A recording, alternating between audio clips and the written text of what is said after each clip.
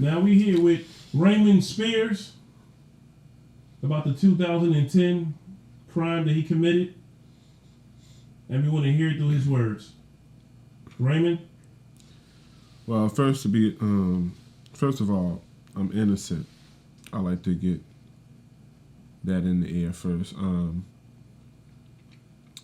But the charges that I was hit with is murder, attempted murder, and possession with a deadly weapon, which I'm innocent of all charges.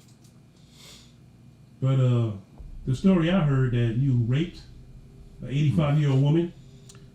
No. That was all a misunderstanding. Those charges were dropped. Pretty much with that situation, what it was that one morning when I was coming from the store, just played the picket, and I'm walking, and I see this lady standing on the corner. She asked me,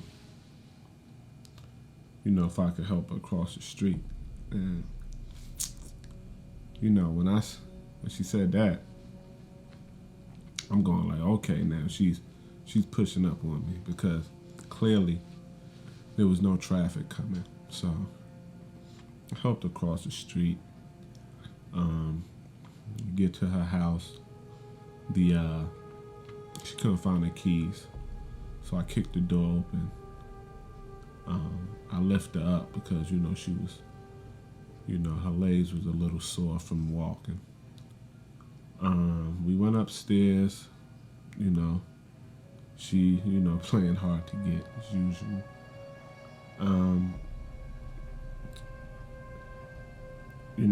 If it wasn't for the neighbors, calling because they said that they heard all of this going on, and, like I said, it was all a misunderstanding, but, like I said, those charges were dropped.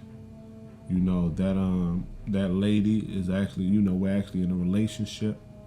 So, like, I really would appreciate it if you don't bring that up again.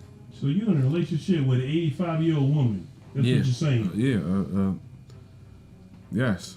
So the noises people heard was passion of love going on. That's all. Not rape. Sir, please. Why would people make up stuff like that then if it didn't happen? Sir, like I said, those charges were dropped.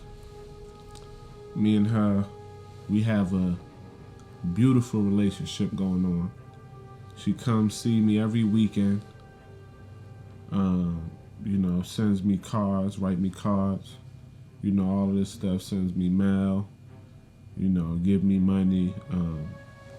Like I said, okay, so you in a relationship with this lady. How about the charges of murder of the guy at the bar that you killed? No, see that I'm innocent of that too. First of all, the guy, I'm sitting at the bar. Tell the bartender, give me a virgin pina colada. He gave me the drink, and the guy next to me says, what man drinks a virgin pina colada? And from there it was on. I said, who do you think you're talking to? I looked at him just like that. Who do you think you're talking to? Do you know me? Yo, dog, we could step outside. I'm like, nah, we ain't got to step outside. We could do this right here. Now, what they didn't tell you was he swung. I was defending myself, okay? When a man goes like this, like, I'm thinking he's swinging at me. So I immediately grabbed the knife that I found in my pocket. Found the knife? Found a knife in my pocket. In your pocket? Yeah. It was just there from a previous murder? No. Listen.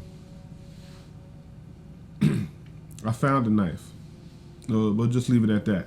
I found a knife, and I accidentally stabbed him 10 times. That's an accidental stabbing? Accidentally. 10 times. 10 times. Okay. I stood over him, you know, said, "Oh, you ain't talking all that now." And, you know, people, you know, gonna say that you did this and did that. It's But you left the scene. That's the difference. If it was an accident, you should have stayed for the police. You left the scene. Explain that. That's guilty. When you run, you're guilty. I had to work. So you had to kill a person and go to work. Listen, like I said, my lawyer, I'm doing a little bit too much talking now. My lawyer doesn't even want me talking about that. But I'll just leave it at that. Like I said, I'm not guilty of any charges. So you got away with the rape. You got away with the murder. So how about the $40,000 you stole from your job? They caught you on camera, so you can't deny that one. How you gonna explain that? They seen you grab the bag. It was full of money. Just go to the bank, and you left, and you didn't go to the bank. Okay. This is what happened with that. $40,000. They hand me the bag, right? Clearly, when you say take this, what does that mean? That you're giving it to me. So I'm like, okay.